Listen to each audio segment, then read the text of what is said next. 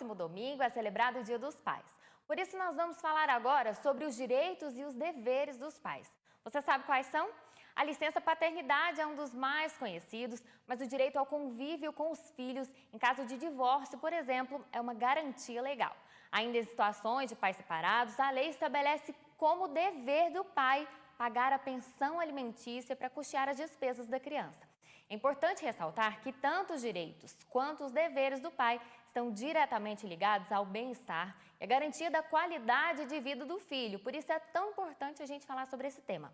Nós conversamos agora com a advogada Thalita Fernandes, especialista em direito da família, e vai nos trazer mais informações sobre esse assunto. Boa tarde, doutora Thalita. Olá, boa tarde. Doutora, muito obrigada. Eu começo perguntando se a pandemia afetou de alguma forma os cálculos da pensão alimentícia. Sim, por conta da pandemia, muitas pensões alimentícias ficaram atrasadas. Muitos pais foram desempregados, ficaram em situação financeira um pouco mais difícil e restrita. Por esse motivo, foram ajuizadas muitas ações revisionais de alimentos para rever e diminuir esse valor em juízo. Lembrando que os pais não podem parar de pagar automaticamente a pensão alimentícia por conta de desemprego ou por alguma dificuldade financeira. É preciso buscar a justiça para rever essa situação.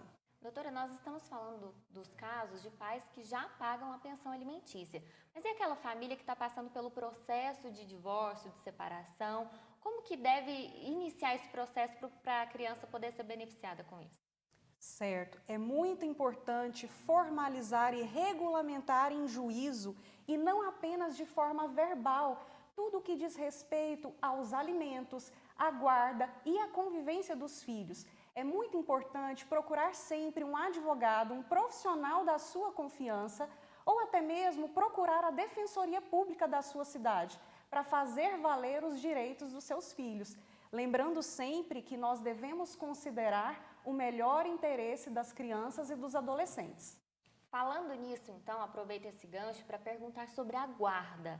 Em geral, a prioridade é da mãe ou é avaliado pela justiça cada caso? Como que isso funciona? Exatamente. É avaliado cada caso em sua particularidade. O que nós devemos levar em conta é que existe um mito de que a guarda é sempre da mãe. Porém, o juiz vai analisar quem detém melhores condições de criar, educar e sustentar o filho. Lembrando que é regra no nosso ordenamento jurídico brasileiro hoje a guarda compartilhada, em que pai e mãe são responsáveis e compartilham, dividem todas as responsabilidades inerentes aos filhos. Doutora, fora a guarda compartilhada, existe a guarda unilateral. Em que situação o pai pode pedir essa guarda unilateral?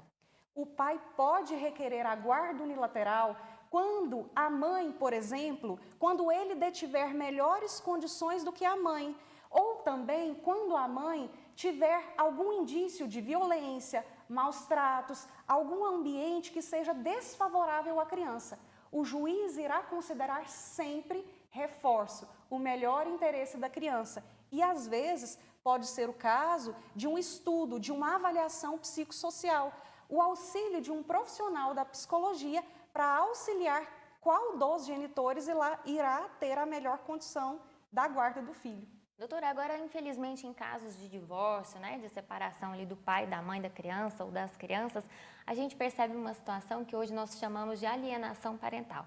Explica por gentileza para os nossos telespectadores agora o que isso significa e o que a lei prevê a respeito desse assunto.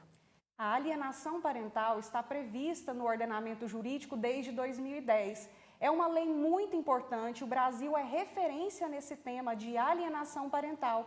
E o que significa? Alienação parental nada mais é do que qualquer interferência na formação psicológica da criança ou do adolescente, que pode ser realizada pelo pai, pela mãe, pelos avós ou por qualquer um dos responsáveis. Por exemplo, dificultar o convívio com a criança, fazer alguma mentira, alguma ofensa, dificultar o convívio, mudar para alguma cidade diferente. Em alguns casos, é preciso avaliar a alienação parental, porque o genitor, caso seja configurado, pode perder, inclusive, a guarda. Doutora, e nesses casos em que a pessoa que está com a guarda, já que a gente está falando agora especificamente de Dia dos Pais, suponhamos que a criança esteja em algum momento ali com a mãe e ela se recuse a deixar a criança ficar com o pai naquele período que foi estabelecido judicialmente. Qual é o direito do pai nesse momento? Então, são situações específicas e pontuais. O que nós precisamos verificar é o seguinte: foi estabelecido a convivência, foi regulamentado em juízo a convivência, o convívio do pai com os filhos e a criança não quer ir para a residência dele. Nesse caso, a mãe precisa observar o que está acontecendo, qual o real motivo daquela criança não querer ir para o ambiente paterno. Então, é preciso informar ao juiz o que está acontecendo para, se for o caso, também fazer um acompanhamento psicossocial daquela criança e daquela família de um modo geral. Doutora, agora falando de direitos paternos, existe a licença paternidade também, né? Um direito garantido pelo pai. Exatamente, a licença paternidade é um direito super importante.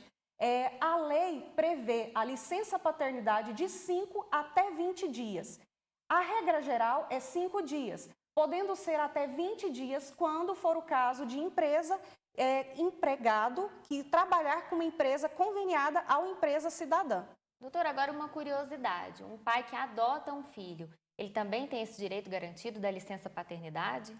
Sim, também tem esse direito. A nossa Constituição Federal e o nosso Código Civil não faz nenhuma distinção em relação a filhos biológicos e filhos adotivos. Ambos possuem os mesmos direitos.